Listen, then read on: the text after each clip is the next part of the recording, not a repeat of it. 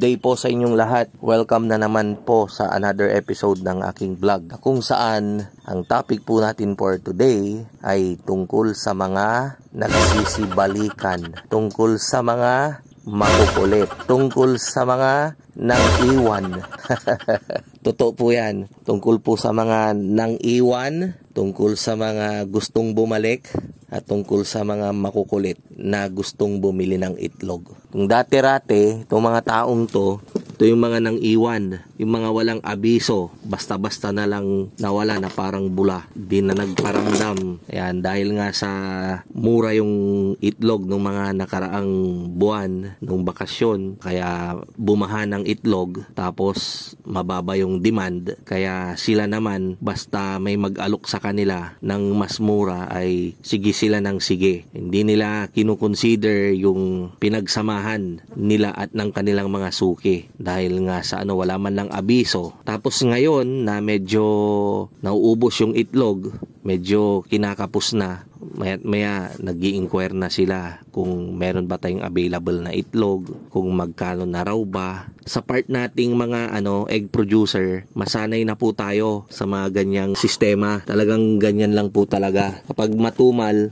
nang iiwan po sila. Tapos kapag konti yung supply natin or mataas yung demand, ay agad-agad naman po silang andyan. At meron pang iba dyan, sisilawin ka talaga nila na ibibigay na nila yung bayad ng kanilang ino-order. Tapos sasabihan ka pa na sila na raw lahat yung kukuha ng itlog natin na naproproduce para hindi na raw tayo mahirapan. Yung mga ganyan na mga pangako, okay lang naman sana talaga yung mga ganyan. Kaya lang, kapag taghirap, kapag matumal ang bentahan, ay hindi rin naman talaga sila kukuha. Kung ako po sa inyo, ang maipapayo ko, lalong-lalo na kapag medyo marami-rami na po yung ating alaga, lalo na po sa amin, nasa 20,000 po yung aming nangingitlog na manok, ay hindi po biro-biro yan. Hindi po namin pwedeng ibigay sa isang tao sa kadahilan ng kapag siya ay biglang hindi na kumuha, mahirapan po kaming mag-dispose ng aming egg production. Huwag po nating ibibigay yung ating itlog sa isang tao.